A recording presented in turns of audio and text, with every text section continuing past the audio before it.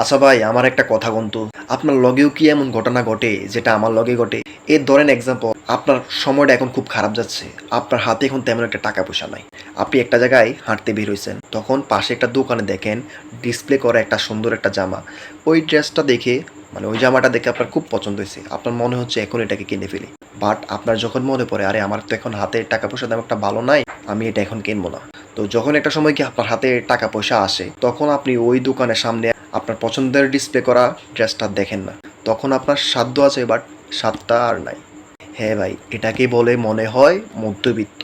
ওই যে ফারহান ভাই একটা কথা বলছে না, নাটক করে যে ফারহান ভাই একটা নাটকে তার ডায়লগটা ছিল এটা, আমাদের স্বাদ আছে বাট সাধ্য না। আমরা দামি জিনিস ঠিকই দেখি, বাট দেখেও না দেখার বান করি। হ্যাঁ ভাই, এটাকে বলে মধ্যবিত্ত। সেকেন্ড টপিক, বাস্তবতা নিয়ে কথাটা। আমার মতো যারা মধ্যবিত্ত আছে তাদের সাথে এটা অবশ্যই করবে। আমরা সেই জাতি ভাই, যে জাতি টুথপেস্ট শেষ হয়ে গেছে শেষ পর্যায়ে, তারপর আমরা কি করি, টুথপেস্টটাকে এভাবে উল্টায় উল্টায় উল্টায় ট্যাশ ম্যাশ করে হইলো 3-4 দিন ভাই চালাইনি।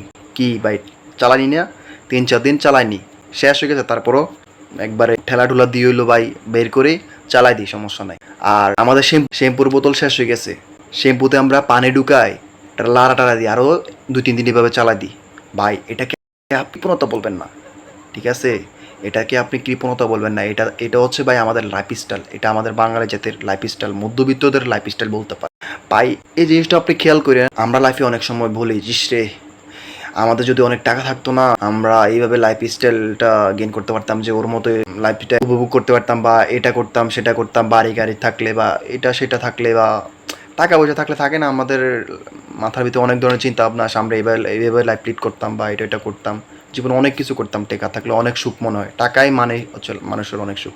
আসলে ভাই আমরা সেটা ভুলে যাই যে আমাদের যে আল্লাহ এই মধ্যবিত্ত অবস্থানে এখন রাখছে, যে আমাদের ছোট ছোট যে বিষয়গুলো, আমাদের এটা অনেক কিছু, অনেক মানুষের ড্রিম মনে করেন। একটু মাঝে মাঝে খেয়াল করে দেখবেন, আপনার যেটা আছে এটা অনেকের নাই। যারা আপনার নিচের পদের মানুষদের দিকে তাকান, ওদের এটা নাই, ওদের ড্রিম হচ্ছে আপনার যে লাইফ স্টাইলটা। সো এটাই সর্বদাই বলবো, আপনি সবসময় আল্লাহর দরবারে সর্বদা আলহামদুলিল্লাহ শুক্রিয়া আদায় করবেন, ঠিক আছে? আপনি যত শুক্রিয়া আদায় করবেন আল্লাহ আপনাকে তত দিবে। সো অলওয়েজ সে আলহামদুলিল্লাহ ভাই, এটা বলবেন।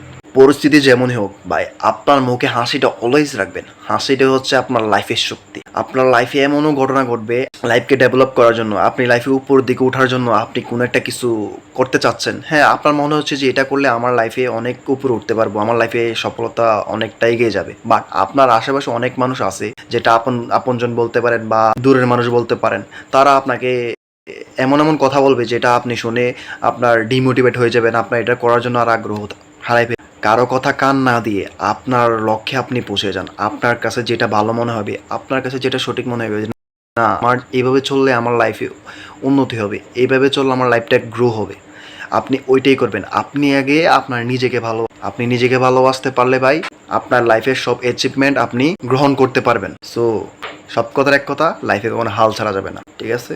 আর হ্যাঁ, আপনাদের সাথে কি এমন হয়, হলে অবশ্যই কমেন্ট বক্স খালি আছে, কমেন্ট বক্সে জানাবেন, ঠিক আছে? ধন্যবাদ, ভালো থাকবেন, টাটা। আর চ্যানেলটা সাবস্ক্রাইব করতে বলবেন না।